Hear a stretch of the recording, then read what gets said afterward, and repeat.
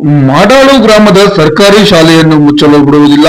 ನಮ್ಮೂರ ಸರ್ಕಾರಿ ಶಾಲೆ ನಮ್ಮ ಹಕ್ಕು. ಎಐಡಿಎಸ್ಒ ನೇತೃತ್ವದಲ್ಲಿ ವಿದ್ಯಾರ್ಥಿಗಳು ಹಾಗೂ ಪೋಷಕರ ಬೃಹತ್ ಪ್ರತಿಭಟನೆ. ಕೆಪಿಎಸ್ ಮ್ಯಾಗ್ನೆಟ್ ಹೆಸರಲ್ಲಿ ಮಾಡಾಳು ಗ್ರಾಮದ ಸರ್ಕಾರಿ ಶಾಲೆಯನ್ನು ಡಿಎಂ ಕುರ್ಕೆ ಶಾಲೆಗೆ ವಿಲೀನಗೊಳಿಸಲು ಹೊರಟಿರುವ ಸರ್ಕಾರದ ಈ ಅಪ್ರಜಾತಾಂತ್ರಿಕ ಯೋಜನೆ ವಿರುದ್ಧ ಹಾಸನ ಜಿಲ್ಲೆಯ ಅರಸೀಕೆರೆ ತಾಲೂಕಿನ ಮಾಡಾಳು ಗ್ರಾಮದ ವಿದ್ಯಾರ್ಥಿ ಪೋಷಕರ ಬೃಹತ್ ಪ್ರತಿಭಟನಾ ಸಭೆ ಮಾಡಲಾಯಿತು. ಪ್ರತಿಭಟನಾ ಸಭೆಯನ್ನು ಉದ್ದೇಶಿಸಿ ಎಐಡಿಎಸ್ಒ ಜಿಲ್ಲಾಧ್ಯಕ್ಷರಾದ ಚೈತ್ರಾರವರು ಮಾತನಾಡಿ, ರಾಜ್ಯದಾದ್ಯಂತ 40,000ಕ್ಕೂ ಹೆಚ್ಚು ಸರ್ಕಾರಿ ಶಾಲೆಗಳನ್ನು ವಿಲೀನಗೊಳಿಸಿ ಬಡ ರೈತ ಕೂಲಿ ಕಾರ್ಮಿಕರ ಮಕ್ಕಳಿಂದ ಶಿಕ್ಷಣವನ್ನು ಸಂಪೂರ್ಣವಾಗಿ ಕಿತ್ತುಕೊಳ್ಳುವ ಹುನ್ನಾರ ಈ ಯೋಜನೆಯದಾಗಿದೆ.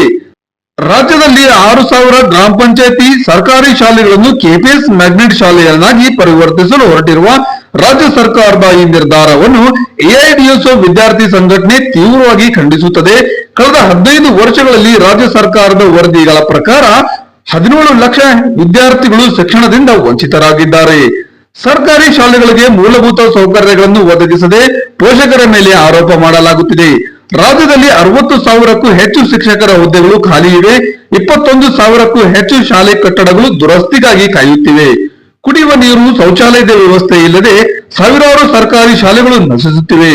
ಇಂಥ ಸಂದರ್ಭದಲ್ಲಿ ಸರ್ಕಾರಿ ಶಾಲೆಗಳ ಅಭಿವೃದ್ಧಿಗಾಗಿ ಶ್ರಮಿಸಬೇಕಾದ ಸರ್ಕಾರಗಳು ಹೀಗೆ ಬಣ್ಣ ಬಣ್ಣದ ಹೆಸರುಗಳಿಂದ ಗ್ರಾಮೀಣ ಭಾಗದ ಶಾಲೆಗಳಿಗೆ ಬೀಗ ಹಾಕಿ ರಾಜ್ಯದ ಜನತೆಗೆ ದ್ರೋಹ ಬಗೆಯುತ್ತಿವೆ. ಸರ್ಕಾರ ವ್ಯವಸ್ಥಿತವಾಗಿ ಶಿಕ್ಷಣವನ್ನು ಬಡವರ ಕೂಲಿ ಕಾರ್ಮಿಕರ ಮಕ್ಕಳಿಂದ ಶಿಕ್ಷಣ ಕಸಿಯುವ ಹುನ್ನಾರ ಮಾಡುತ್ತಿದೆ. ರಾಜ್ಯ ಮಟ್ಟದ ಸಮಾವೇಶವು ಇದೇ ತಿಂಗಳು 10ರಂದು ರಾಜಧಾನಿ ಬೆಂಗಳೂರಿನ ಫ್ರೀಡಂ ಪಾರ್ಕ್ ನಲ್ಲಿ ಆಯೋಜನೆ ಮಾಡಲಾಗಿದೆ. ಈ ಬೃಹತ್ ಮಟ್ಟದ ಹೋರಾಟಕ್ಕೆ ಗ್ರಾಮಸ್ಥರು ಮತ್ತು ಪೋಷಕರು ಹೆಚ್ಚಿನ ಸಂಖ್ಯೆಯಲ್ಲಿ ಭಾಗವಹಿಸಿ ನಮ್ಮೂರಿನ ಶಾಲೆಗಳನ್ನು ಉಳಿಸಲು ಹೋರಾಟಕ್ಕೆ ಮುಂದಾಗಬೇಕು ಎಂದು ಈ ಸಂದರ್ಭದಲ್ಲಿ ಕರೆ ನೀಡಿದರು.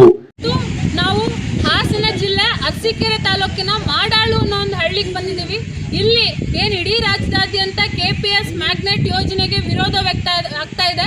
ಅದೇ ರೀತಿ ಇಲ್ಲಿ ಮಾಡಾಳುವಿನ ಪೋಷಕರು ಮತ್ತೆ ಗ್ರಾಮಸ್ಥರು ಕೂಡ ಅತ್ಯಂತ ನಿರ್ದಯವಾಗಿ ಇಲ್ಲಿ ವಿರೋಧಿಸ್ತಾ ಇದ್ದಾರೆ ಕೆಪಿಎಸ್ ಮ್ಯಾಗ್ನೆಟ್ ಸ್ಕೂಲ್ನ. ಯಾಕಂತ ಹೇಳಿದ್ರೆ ಈ ಊರಿನ ಹಲವಾರು ವಿದ್ಯಾರ್ಥಿಗಳು ಈ ಶಾಲೆ ಮೇಲೆ ಡಿಪೆಂಡ್ ಆಗಿದ್ದಾರೆ.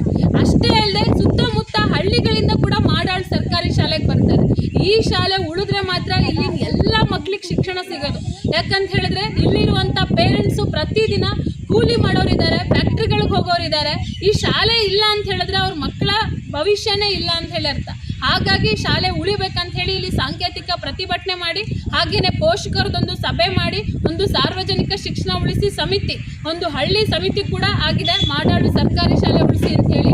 ಈ ಸಮಿತಿ ಮುಖಾಂತರ ಮುಂದೆ ಈ ಶಾಲೆ ಮುಚ್ಚೋದಕ್ಕೆ ಯಾರೇ ಬಂದರೂ ಕೂಡ ಈ ಶಾಲೆನ ಮುಚ್ಚೋದಕ್ಕೆ ನಾವು ಬಿಡಲ್ಲ ಅಂತ ಹೇಳಿ ಇಲ್ಲಿನ ಗ್ರಾಮಸ್ಥರು ಪೋಷಕರು ಒಗ್ಗಟ್ಟಾಗಿ ನಿಂತಿದ್ದಾರೆ. ನಾವು ಎಐಡಿಎಸ್ಒ ವಿದ್ಯಾರ್ಥಿ ಸಂಘಟನೆಯಿಂದ all India democratic students organisation ಅಂತ ಹೇಳಿ ಇವತ್ತು ಹೋರಾಟ ಮಾಡ್ತಾ ಇದ್ದೀವಿ. ಈ ಹೋರಾಟ ಇವತ್ತು ಸಾಂಕೇತಿಕ ಮಾತ್ರ, ಇದು ಇನ್ನೂ ಮುಂದುವರಿಯುತ್ತೆ. ನಮ್ಮ ಶಾಲೆ ಉಳಿಸ್ಕೊಳ್ಳೋವರೆಗೂ ಈ ಹೋರಾಟ ಮುಂದುವರಿಯುತ್ತೆ. ಸಾರ್ವಜನಿಕ ಶಿಕ್ಷಣ ಉಳಿಸಿ ಸಮಿತಿಯ ಅಧ್ಯಕ್ಷರಾದ ಕೊಟ್ರೇಶ್ ಅವರು ಮಾತನಾಡಿ, ನಮ್ಮೂರಿನ ಶಾಲೆಗೆ ಬಹಳಷ್ಟು ವರ್ಷಗಳ ಇತಿಹಾಸ ಇದೆ. 100 ವರ್ಷಗಳು ತುಂಬಿದೆ. ಸ್ವತಂತ್ರ ಪೂರ್ವದಲ್ಲಿ ನಮ್ಮೂರಿನ ಶಾಲೆ ಶುರುವಾಗಿದೆ. ನಮ್ಮೂರಿನ ಸರ್ಕಾರಿ ಶಾಲೆಯಲ್ಲಿ ಓದಿ ವಿದ್ಯಾವಂತರಾಗಿದ್ದಾರೆ, ಉನ್ನತ ಸ್ಥಾನದಲ್ಲಿದ್ದಾರೆ. ಈ ಶಾಲೆಯ ಪೋಷಕರೆಲ್ಲರೂ ಕೂಲಿ ಕಾರ್ಮಿಕರ, ಬಡ ರೈತರು. ಯಾವುದೇ ಕಾರಣಕ್ಕೂ ನಮ್ಮೂರಿನ ಮಕ್ಕಳನ್ನು ಪಕ್ಕದ ಶಾಲೆಗೆ ಕಳಿಸಲು ಒಪ್ಪುವುದಿಲ್ಲ. ಇದಕ್ಕಾಗಿ ನಾವು ಎಂಥ ಹೋರಾಟಕ್ಕಾದರೂ ಸಿದ್ಧರಿದ್ದೇವೆ ಎಂದರು. ಜಿಲ್ಲಾಧ್ಯಕ್ಷರಾದ ಚೈತ್ರ, ಉಪಾಧ್ಯಕ್ಷರಾದ ಅಭಿಷೇಕ್, ಕಾರ್ಯದರ್ಶಿ ಸುಷ್ಮಾ, ಗ್ರಾಮಸ್ಥರಾದ ಗೌರಮ್ಮ, ನೇತ್ರಾವತಿ, ಪವಿತ್ರ ಹಾಗೂ ಇನ್ನಿತರರು ಈ ಸಂದರ್ಭದಲ್ಲಿ ಉಪಸ್ಥಿತರಿದ್ದರು.